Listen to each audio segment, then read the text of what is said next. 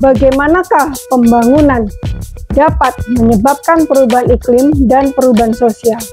Jika pemanfaatan sumber daya alam sangat masif, terus-menerus, eksploitatif, maka daya dukung alam tidak akan mampu untuk menahan beban tersebut.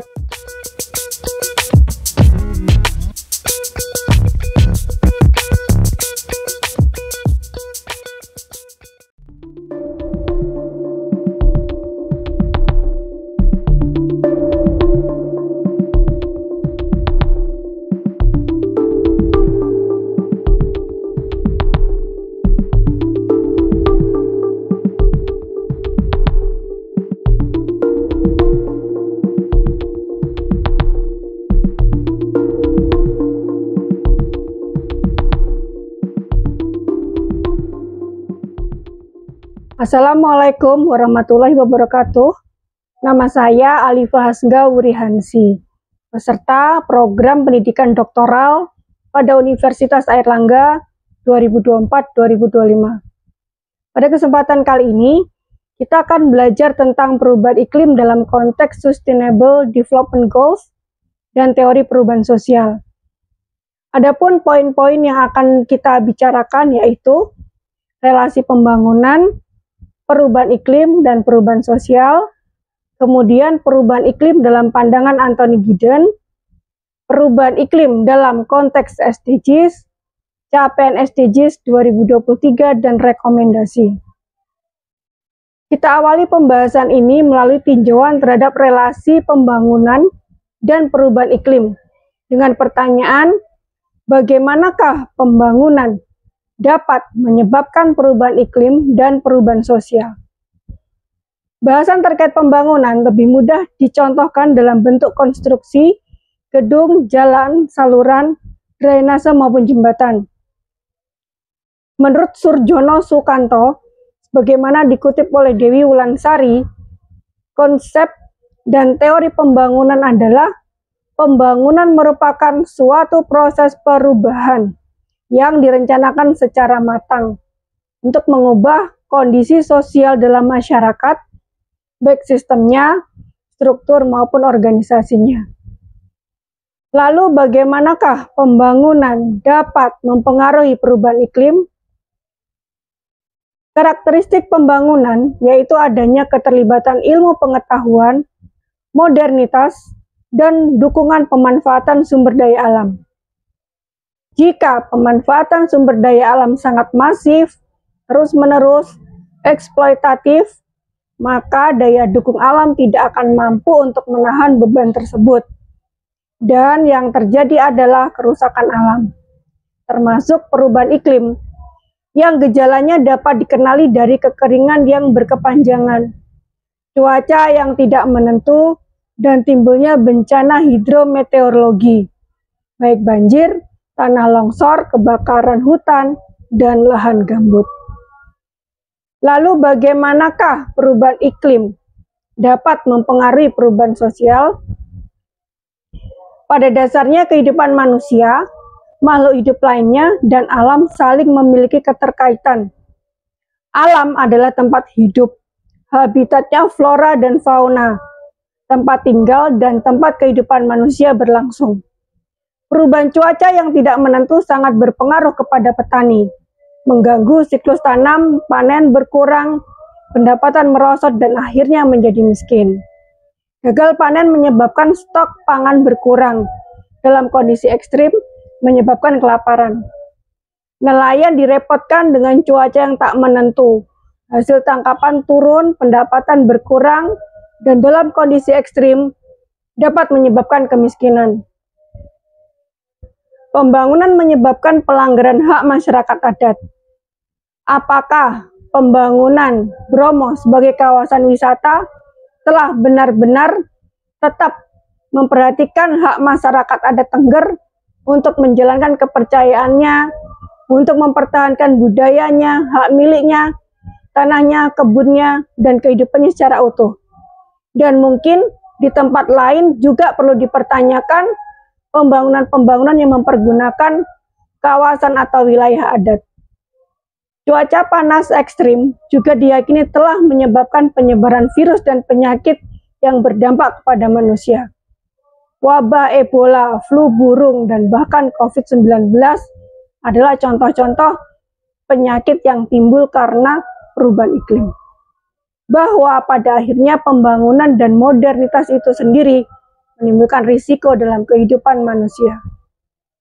Berikutnya kita akan menghadirkan pemikiran Anthony Giddens untuk memahami fenomena perubahan iklim dan perubahan sosial. Anthony Giddens seorang sosiolog Inggris yang dilahirkan di kota Edmonton, London pada tanggal 18 Januari 1938. Menurut Giddens, saat ini masyarakat menghadapi kondisi yang disebut sebagai manufacturing uncertainty atau ketidakpastian yang dibuat atau disebabkan oleh suatu sistem yang terstruktur, yaitu pembangunan. High consequence risk, yaitu konsekuensinya adalah manusia harus menghadapi risiko yang sangat tinggi dalam kehidupannya. Persoalan-persoalan yang dihadapi masyarakat saat ini sifatnya global. Penduduk di seluruh penjuru dunia akan merasakan dan terkena dampaknya sehingga penyelesaiannya juga harus dilakukan bersama. Bagaimana caranya? Apakah dengan pendekatan ideologi kanan, kapitalisme, atau dengan pendekatan ideologi kiri atau sosialisme? Jika menggunakan konsep kapitalisme, peran negara sangat minim sehingga semua diserahkan kepada pasar, jadinya abai terhadap nasib rakyat.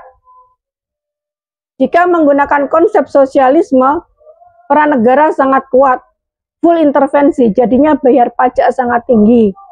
Belanja konsumsi sangat boros, akhirnya tidak efisien.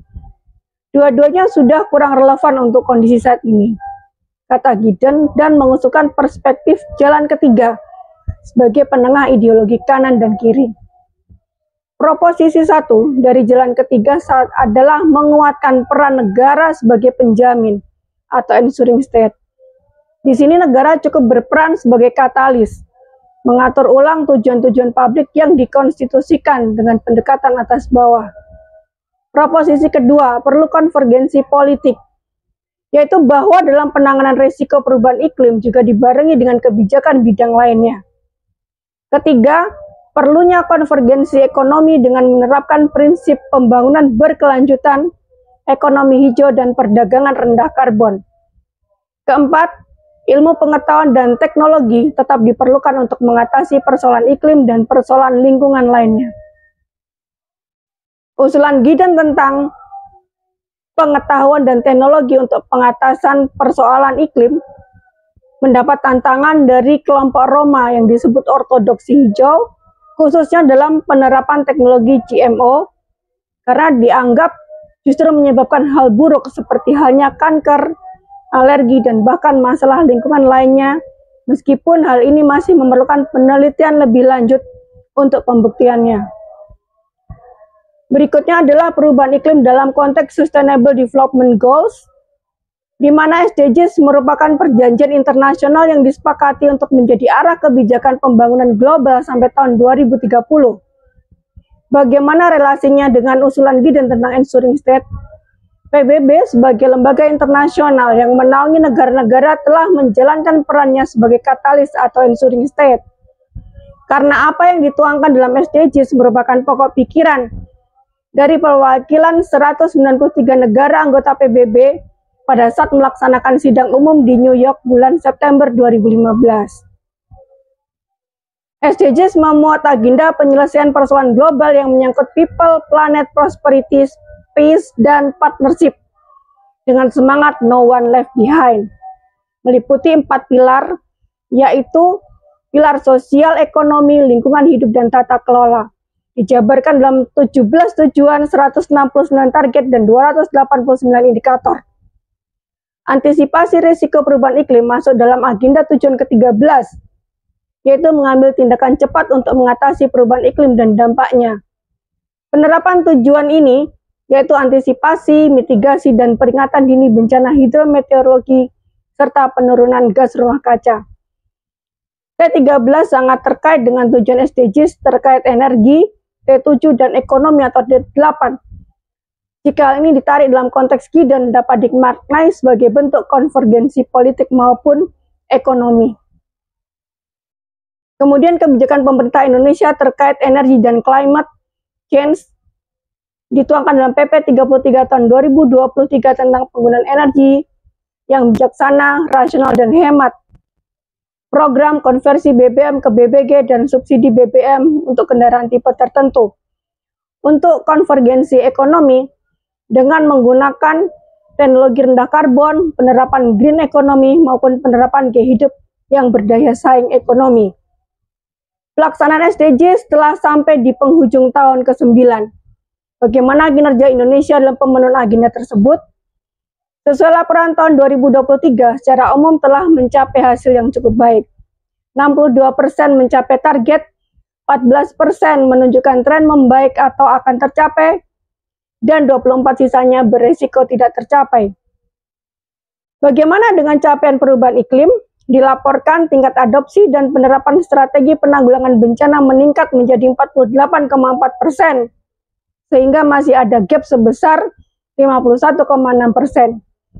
Tingkat kerentanan bencana hidrometeorologi sepanjang tahun 2022, yaitu 2.377 kejadian peristiwa bencana, dengan korban meninggal 30 orang, hilang 1 orang, dan terdampak 203.577 orang. Kemudian penurunan GRK, gas rumah kaca sebanyak 702,08 ton CO2 dalam waktu 2 tahun, berdasarkan hasil pengukuran penurunan GRK pada 5 sektor, yaitu sektor pertanian, kehutanan, energi limbah, dan IPPU. Dan jumlah satuan pendidikan, komunitas masyarakat yang peduli lingkungan sebanyak 176. Sebagai penutup, dapat disampaikan rekomendasi agar capaian SDGs terkait perubahan iklim lebih optimal. Yang pertama adalah penguatan sistem ketahanan dan peringatan dini bencana, peningkatan literasi, sistem informasi, dan prasarana infrastruktur kebencanaan, serta kolaborasi pemerintah dengan non-pemerintah dalam membangun ketangguhan bencana. 2. Diperlukan pengembangan energi baru dan terbarukan, pemulihan lahan berkelanjutan, pengembangan green industri, pemulihan ekosistem mangrove, dan penerapan ekonomi sirkular. Demikian yang dapat kami sampaikan. Billahi taufiq wal hidayah. Wassalamualaikum warahmatullahi wabarakatuh.